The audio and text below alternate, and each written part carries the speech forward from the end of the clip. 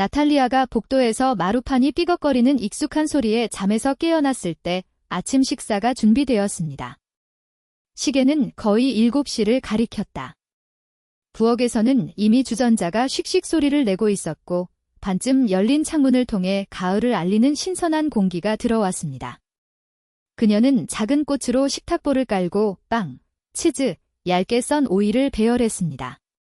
언제나 그렇듯이 모든 것이 그 자리에 있습니다.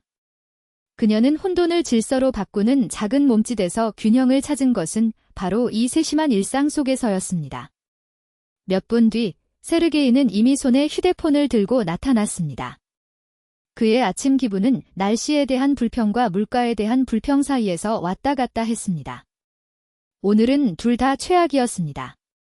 연료가 다시 올랐습니다. 그는 테이블에 앉으며 코를 골았다. 그리고 이 빵은 금처럼 보이는데요. 나탈리아는 접시를 그쪽으로 밀어 치즈 조각을 잘라냈습니다. 새 것으로 가져가세요. 더 좋아요. 그는 컵 너머로 그녀를 바라보며 반성하는 마음으로 빵을 깨물었다. 오늘이 선불금을 받는 날인가요? 아니면 급여 전액을 받는 날인가요? 그는 대답이 아무런 상관도 없다는 듯 물었다. 월급을 받았어요. 그녀는 건조하게 대답했다. 밤에는 일부를 저축으로 이체합니다. 나머지는 이미 분배되었습니다. 세르게이는 멍하니 고개를 끄덕였다. 그는 오래전에 스프레드시트와 밀리미터 계산에 대해 의문을 제기하는 것을 중단했습니다. 그에게 가계비는 마치 마술처럼 스스로 해결되거나 전설에 따르면 모두가 자는 동안 집을 정리하는 엘프들처럼 해결되었습니다. 나탈리아는 불평하지 않았습니다. 결국 이렇게 하는 것이 더 쉬웠습니다. 그는 묻지 않았고 그녀는 설명하지 않았습니다. 테이블 부스러기를 깨끗이 치우고 차를 더 제공하고 은행 앱을 열어보세요. 돈이 떨어졌습니다. 그곳 화면에는 그녀가 수년간 희생하며 모은 금액이 빛나고 있었습니다. 여행을 위한 것도 아니고 모피 코트 같은 변덕을 위한 것도 아니었습니다. 그것은 아파트 입구였습니다. 작지만 그녀는 혼자였습니다. 예상치 못한 방문객과 냉장고를 공유할 필요가 없는 곳, 그냥 빨리 들르겠다 하는 곳이 몇 주 동안 머무르는 것으로 변하지 않을 곳. 그녀는 휴대폰을 닫고 가운 주머니에 넣었다. 지금은 공상에 잠길 시간이 아니었습니다. 그날은 단순함을 요구했습니다. 오늘은 내 어머니 집에 들르겠다. 고 세르게이는 마지막 차 한 모금을 삼키며 경고했다. 그녀는 텔레비전에 대한 도움을 요청했습니다. 가세요. 나탈리아는 고개도 들지 않은 채 대답했습니다. 시간이 좀 걸리면 알려주세요. 그는 서둘러 재킷을 걸치고 그녀가 이미 잘 알고 있는 침묵을 남기고 떠났다. 그는 컵을 씻고 빵을 치우고 방을 환기시키고 앉아서 작업 보고서를 검토했습니다. 언제나 그렇듯이 숫자는 완벽하게 맞습니다. 그녀는 주방뿐만 아니라 모든 면에서 그 정확성을 좋아했습니다. 점심을 먹기 직전에 전화가 울렸다. 아주 쾌활한 목소리를 지닌 시어머니였습니다. 나탈리아, 자기야, 세르게이가 어디 있는지 모르니? 나 지금 일 중이야. 그는 의도치 않게 미소를 지으며 거짓말을 했다. 나는 전혀 모른다. 아, 알았어. 시어머니는 한숨을 쉬었다. 그는 당신이 지금 돈이 가득하다고 말했습니다. 당신의 계좌에 수백만 달러가 있다고 말했습니다. 축하합니다. 내 딸. 당신은 모범입니다. 나탈리아는 웃음을 참았다. 그건 내 월급일 뿐이야. 족제비야. 그리고 이미 운명이 정해져 있어. 그러나 시어머니는 언제나 그렇듯이 돈이 가득하다. 수백만 달러, 예라는 자신이 원하는 것만 들었습니다. 그들은 작별 인사를 하고 나탈리아는 사무실로 떠났습니다. 바람은 버스 정류장 근처의 땅을 청소하는 비둘기에게서 눈냄새와 젖은 깃털을 실어왔습니다. 출근하려면 새 정거장을 가야 했지만 그녀는 걷는 것을 더 좋아했습니다. 명확한 아이디어를 걷는 것. 밤에는 시장에 갔다가 닭고기, 당근, 양파, 빵 한 덩어리, 요구르트 등 나탈리아는 정확한 동작으로 저녁 식사를 준비했습니다. 자르고, 볶고, 양념하세요.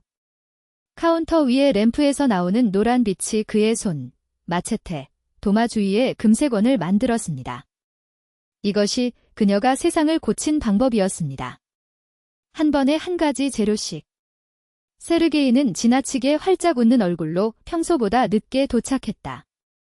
텔레비전은 고쳤나요? 그녀는 불을 끄며 물었다. 아, 말도 안 되는 소리였어요. 그는 무시하며 대답했다.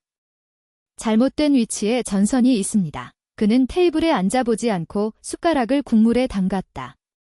내가 한번 해보자. 조심하세요.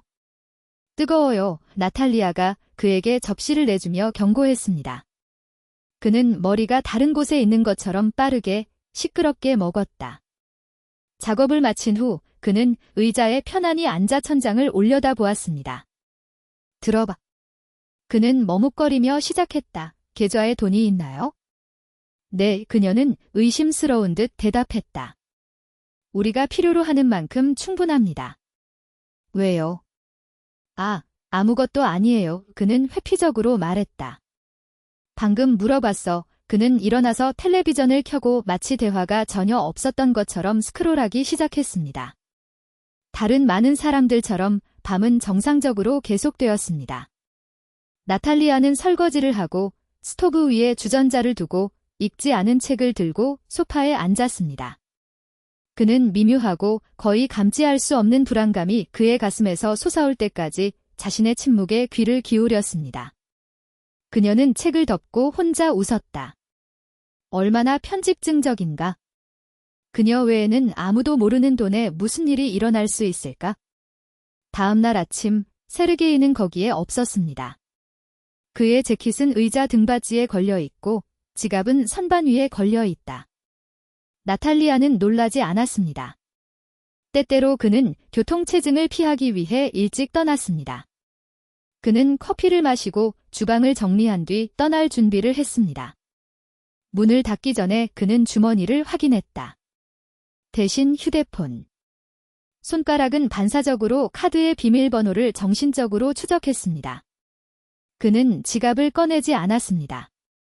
결국 그녀는 이체를 통해 많은 금액을 지불했습니다. 오전 중에 계약서를 확인하던 중 휴대전화가 진동했다. 은행으로부터의 통지, 지불 시도 80만 레알. 매장, 문도 다스 팰리스. 확인을 기다리고 있습니다. 소지자의 생체 인식 및 서명. 나탈리아는 얼었다. 모피 월드. 그녀는 단지 겨울을 따뜻하게 지내기 위해 그곳에 갔을 뿐입니다. 처리되기 전에 작업이 일시 중지되었습니다라는 또 다른 메시지가 표시됩니다. 보유자 확인이 필요합니다. 전화가 울렸다. 은행이었어요. 나탈리아 페트로브나 고요한 여성의 목소리가 물었다. 귀하의 카드로 80만 레알 상당의 구매 시도가 감지되었습니다. 승인하셨나요? 아니요, 그녀는 건조하게 대답했다. 다 차단해. 승무원은 침착하게 데이터를 확인했다. 작업이 취소되었습니다. 당사보안 담당자가 이미 매장에 연락했습니다. 전문가가 카드 재발급에 대해 조언해 드릴 것입니다. 그리고 거의 어머니다운 어조로 카드를 절대 빌려주지 마세요. 심지어 가족에게도 빌려주지 마세요. 난 빌려주지 않았어. 나탈리아가 중얼거렸다. 꺼졌습니다. 땅이 사라진 것처럼 머리가 살짝 회전했다. WHO? 처럼. 지갑은 항상 그녀와 함께했습니다. 아니면 아닙니다. 그녀는 실제 카드를 거의 가져가지 않았습니다. 앱을 사용했습니다. 하지만 지갑은 집 열쇠고리 선반에 있었어요. 세르게이가 매일 데리고 간 곳. 당신이 그 사람 번호로 전화를 걸었어요. 안녕하세요. 그는 이미 전화를 예상했다는 듯 대답했다. 내 카드는 어디 있지? 카드요. 그는 음절을 끌어내며 반복했다. 항상 있던 자리 아닌가요? 그 자리예요. 그렇지 않습니다. 그녀가 끼어들었습니다. 그들은 그와 함께 모피 코트에 80만 레알을 쓰려고 했을 뿐입니다. 침묵이 있었다. 고백이나 허술한 거짓말보다 앞서는 종료. 아. 세르게이는 억지로 웃으며 말을 시작했습니다. 내 엄마였어. 피부를 원하셨어. 나탈리아는 끝까지 기다리지 않았습니다. 이제 나는 그 돈이 어디로 갔는지 알았습니다. 그리고 그는 또한 이것이 자신을 위해 싸워야 하는 마지막 시간이 아니라는 것을 알고 있었습니다. 다른 사람들의 입술을 읽고 나탈리아가 벽 너머의 한 지점을 바라보며 중얼거렸습니다. 내가 그 사람한테 카드를 줬어요. 거기 돈이 너무 많아서. 당신은 눈치채지도 못할 거예요. 그녀는 알아차렸다. 그리고 이제 그녀는 놀라울 만큼 차분한 태도로 이렇게 대답했습니다. 나는 알아차렸습니다. 내 돈이니까. 나는 매일 그 사람을 위해 일하기 때문이다. 세르게이는 거짓말과 진실이 뒤섞일 때 늘 그렇듯이 목소리를 높이며 자신을 정당화하려고 했습니다. 내 어머니는 평생 너를 도와주셨어, 나탈리아. 당신은요? 당신의 사소함인가요? 그 사람 계좌에 200만 달러가 있는데 우리 어머니한테는 한 푼도 허락하지 않을 거예요. 그녀는 귀를 기울였습니다. 그는 마치 먼지가 쌓인 유리를 닦는 사람처럼 말없이 자기 자신의 말을 듣고 또 들었습니다. 그리고 갑자기 반대편에 항상 있던 것이 명확하게 보였습니다. 세르게이, 그녀는 너무 침착해서 입을 다물었다고 말했습니다. 당신은 지금 모피 가게에 가고 있습니다. 거기에 계산원과 계산원이 있습니다. 어쩌면 은행 직원이 이미 거기에 있을 수도 있습니다. 당신은 그들에게 진실을 말할 것입니다.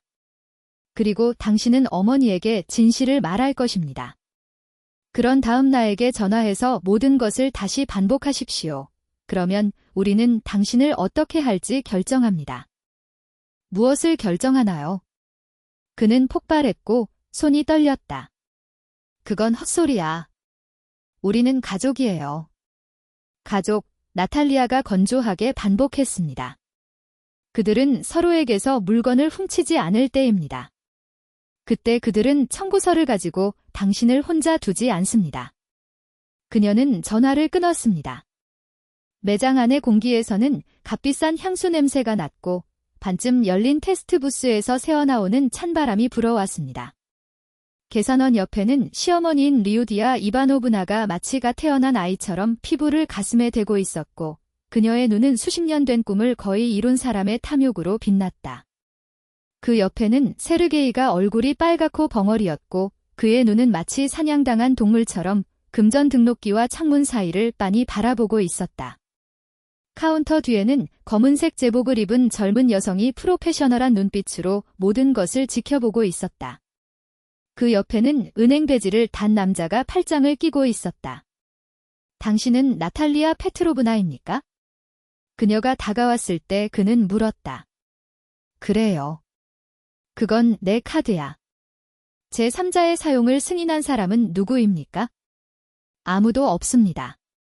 그녀는 눈도 깜빡이지 않고 대답했습니다. 나는 누구에게도 내 카드를 주지 않았습니다.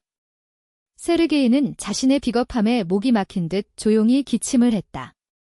그랬어요. 우리 어머니를 위해? 웃으려고 했는데 이빨만 나왔어요. 무슨 일이에요? 문제는 은행 직원이 무감각하게 개입했다는 것입니다. 이것이 불법이라는 것입니다. 카드는 은행의 자산입니다. 계정에 대한 접근 권한은 소유자에게만 있습니다. 동의 없이 결제를 시도하는 것은 위반입니다. 형사소송으로 이어지고 싶지는 않지만 설명이 필요합니다. 리우디아 이바노브나는 침묵을 지키지 않았다. 그는 방패처럼 피부를 몸에 대고 모든 사람에게 말했습니다. 아가씨, 그는 계산원에게 갔습니다. 그의 목소리는 조작된 분노로 떨리고 있었습니다. 내 아들이 나에게 카드를 줬어요. 그는 가세요. 엄마, 그건 당신 거예요. 라고 말했습니다. 여기 이게 뭐죠? 우리는 가족이에요. 계좌 이름은 귀하의 이름이 아닙니다. 계산원은 단호하게 대답했습니다. 그리고 가격도 비싸요. 홀더의 확인 없이는 처리할 수 없습니다. 확인합니다. 시어머니는 얼굴이 붉어지며 소리쳤습니다. 소유자만이 직원을 확인하고 명확히 하고 나탈리아에게 문의할 수 있습니다. 보고서를 제출할 건가요? 그녀는 세르게이를 바라보았다. 그는 어깨를 으쓱했다. 자신보다 더 작게 보이고 싶을 때마다 불안한 틱이 나타났다. 평소라면 그 순간 그는 이미 웃고 있었고 모든 것을 농담으로 바꾸고 그만해라고 방향을 틀었을 것이다. 하지만 이번에는 웃음이 증발했다. 달릴 곳이 없었습니다. 나는 보고서를 등록하지 않을 것이라고 너타려가 말했습니다. 사기 시도를 등록하고 카드를 차단해 주시면 새로 만들어 드리겠습니다. 설명하게 해주세요. 그는 시어머니에게로 향했습니다. 리우디아 이바노브나, 이 계좌에 있는 돈은 내 작업의 결과입니다. 그것으로 나는 우리의 첫 번째 아파트에 대한 계약금을 지불하려고 했습니다. 그는 잠시 말을 멈췄다.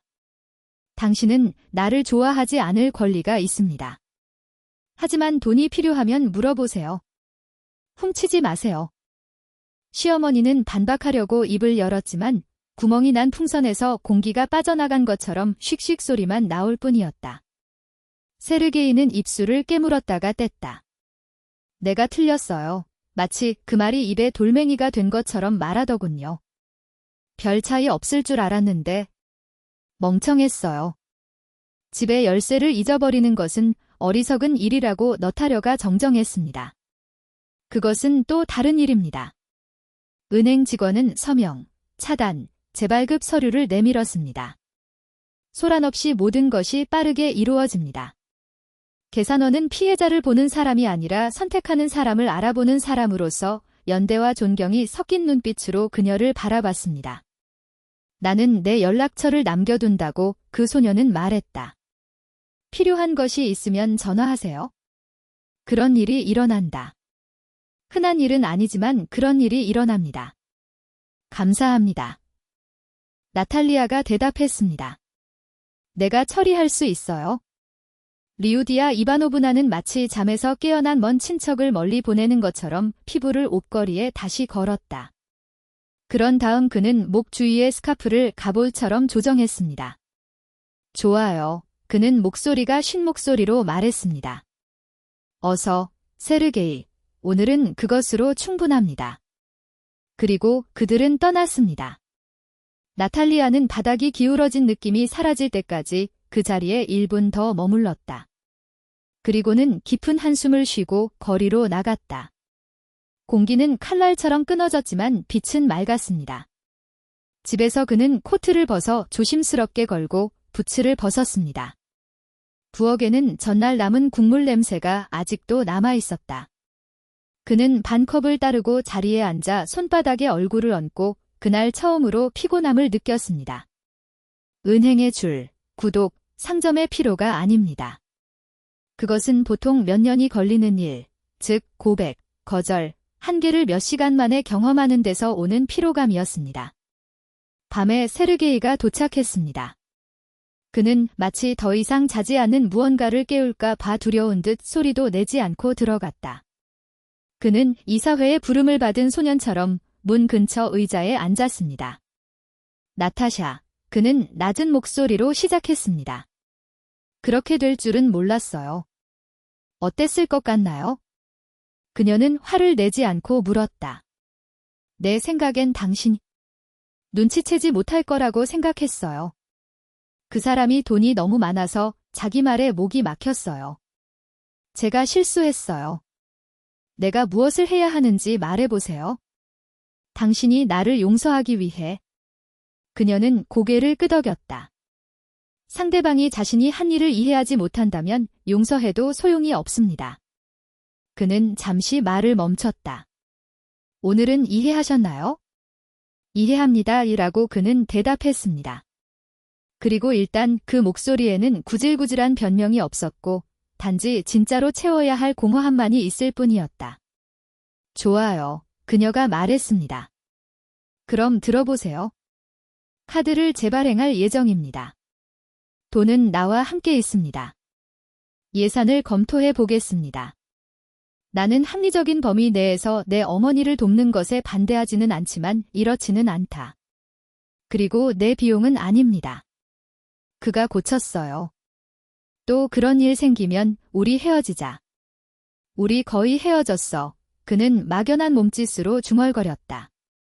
아니요. 그 사람이 말을 끊었어요. 우리는 정직하게 나아가거나 정직하게 헤어집니다. 나는 두 가지를 모두 수행하는 방법을 알고 있습니다. 그는 고개를 끄덕이고 일어나 부엌으로 갔다. 내가 무엇을 하기를 바라나요? 아무것도 아닙니다. 나탈리아가 대답했습니다. 컵을 씻으세요. 그리고 생각해보세요. 그는 그것을 씻었습니다. 서툴지만 조심하세요. 그는 비뚤어진 컵들을 배수대에 놓은 다음 곧게 펴었습니다. 말을 마치고 그는 다시 자리에 앉았다. 내가 어떤지 아시잖아요. 그는 거의 속삭이듯이 말했습니다. 알아요. 그녀가 대답했어요. 그리고 나는 내가 어떤 사람이 될 수 있는지 알고 있습니다. 그리고 당신도 어떻게 될 수 있습니까? 그는 오랫동안 침묵했고 손가락은 무릎 위에서 움직이지 않았고 담배도 휴대폰도 없었습니다. 몇 년 만에 처음으로 나는 뉴스를 피해 도망가지 않고 소음 속에 숨지 않고 그 자리에 있었습니다. 나는 우리가 헤어지는 것을 원하지 않습니다. 마침내 그는 말했습니다. 나도 마찬가지라고 그녀는 대답했다. 하지만 예전처럼 살고 싶지 않아요. 그 후의 일은 간단했습니다. 나탈리아는 은행에 가서 새 카드를 받고 알림을 조정했습니다. 이제 뒤질 여지가 없어 더욱 엄격해졌습니다. 예산을 검토하고 부동산 중개소에 전화해 입학 일정을 확인하고 마감일을 다시 계산했습니다. 서두르지 않고 드라마 없이 연극적인 한숨 없이 모든 것을. 그녀가 해야 할 일 목록은 짧았지만 각 항목에는 무게가 있었습니다. 세르게이는 일찍 집으로 돌아오기 시작했습니다. 그는 어머니 집에 너무 자주 나타나지 않았습니다. 논쟁 때문이 아니라 조용한 부엌에서 내가 할게요 라고 말할 수 있는 시간이 필요했기 때문입니다. 그리고 그는 그 말을 더 자주 말하기 시작했습니다. 낮고 영웅주의가 없습니다. 어느 날 오후까지 전화가 울렸습니다. 리디아 이바노브나였습니다. 그녀의 목소리는 마치 스카프를 덜 딱딱한 다른 스카프로 바꾼 것처럼 달랐고 더 부드러웠습니다. 나타샤가 말했어요. 사과하고 싶었어요. 그는 망설였습니다. 엄마로서 저는 이해하시겠죠? 그러나 나는 틀렸다. 그렇게는 안 됐어요. 도움이 되려면 말로, 존재로 이렇지 않게 하세요. 정지시키다. 케이크를 만들었어요. 일요일, 상관없어요. 괜찮습니다. 나탈리아가 대답했습니다. 감사해요. 그리고 잠시 후. 부득이한 경우 사전 예고 없이 출석하지 않을 수 있습니다. 그냥 익숙해졌어요. 내 생각엔 당신이 항상 준비되어 있어야 합니다. 우리는 방문에 반대하지 않습니다. 나탈리아는 모든 단어를 측정한 사람에게서만 나오는 차분한 말로 설명했습니다. 우리는 예상치 못한 일에 반대합니다. 충분해요. 시어머니는 너무나 단호한 몸짓으로 동의하여 그 동의가 전화를 통해 울려 퍼졌습니다. 그리고 사실 그는 미리 우리에게 경고하기 시작했습니다. 때때로 그는 심지어 나타나지도 않고 단지 나탈리아가 어떻게 지내는지 묻기 위해 전화를 걸었습니다. 그리고 이상하게도 모든 사람이 그렇게 하기가 더 쉬워졌습니다. 밤에 서게이는 거의 감지할 수 없는 움직임으로 침대에서 움직였습니다. 나탈리아는 옆집에서 그의 숨소리를 듣고 아무것도 묻지 않았습니다. 거창한 말은 필요 없었다. 박수를 구하는 것이 아니라 발 아래 땅을 지탱하는 조용한 몸짓이면 충분했습니다. 한 달 후, 그들은 부동산 중개업자의 매니저와 마주 앉았습니다. 그 남자는 테이블 위에 종이를 펴고 그래프를 보여주며 더 유리한 경로를 설명했습니다. 세르게이는 손가락으로 허벅지를 가볍게 두드리며 조용히 듣고 있었는데 마침내 그는 예고도 없이 퉁명스럽게 말했다. 이렇게 해보자. 나도 내 몫을 지불하고 싶다. 필요한 경우에는 적지만 그 안에 있고 싶습니다. 나탈리아는 그를 바라보았고 그 몇 초 만에 자신이 수년 동안 기다려왔던 것이 무엇인지 깨달았습니다. 나는 당신과 함께 있습니다. 당신의 비용이 아닙니다. 그것은 영웅주의가 아니었습니다. 그것은 명백했고 먼 길에 도달했습니다. 인생은 동화로 바뀌지도 반토막이 나지도 않았습니다. 더 명확해졌습니다. 이제는 예고도 없이 파일을 가져온 리디아 이바노브나를 위한 자리가 있었고 몇 분 동안 앉아있다가 조언도 하지 않고 너무 많은 질문도 하지 않고 떠났다. 처음에는 알람이 달린 금고인 것처럼 나탈리아의 가방을 만지지 않았던 세르게이를 위한 공간이 있었습니다. 그러다가 알람이 가죽에 있는 것이 아니라 머리에 있다는 것을 깨달았습니다. 모든 것이 해결되었기 때문이 아니라 마침내 모든 것이 이해가 되었기 때문에 더 많이 웃은 나탈리아를 위한 여지가 있었습니다. 때로는 밤에 두 사람이 부엌에 앉아 있기도 했습니다. 그녀는 차를 대접했고 그는 빵을 잘랐다. 내가 말했듯이 침묵으로 만들어진 참호도 바리케이드도 더 이상 존재하지 않습니다. 이제 침묵은 달라졌습니다. 맞춤 제작품을 제봉하는 작업장의 침묵이었습니다. 매일 어떤 점은 더 똑바르고 다른 것들은 구부러져 있지만 모두 당신의 것입니다. 세르게이는 이렇게 말한 적이 있습니다. 감사합니다. 왜요? 그녀가 물었다. 소리 지르지 않아서요. 나는 듣지 않았을 것입니다. 나조차도 내 말을 듣지 않았는데 나탈리아는 웃으며 생각했다. 전에는 나도 비명을 질렀어요. 그들이 성장한 것은 바로 그 순간이었습니다. 그들이 맛을 멈추고 행동을 시작했을 때였습니다. 세르게이는 컵을 채우고 이렇게 덧붙였습니다. 나는 당신이 혼자 살 수 있다는 것을 알고 있습니다. 하지만 난 당신이 나와 함께 살았으면 정말 좋겠어요. 그리고 나는 당신 옆에 있는 것이 부끄럽지 않을 것이라고 말했습니다. 해보자, 그녀가 대답했다. 그는 그것이 쉬울 것이라고 약속하지 않았습니다. 나는 그날을 잊었다고 말하지 않았다. 그러나 나는 그가 어떻게 카드를 제 위치에 두었는지, 그의 얼굴에 새로운 것이 어떻게 나타나는지 보았습니다.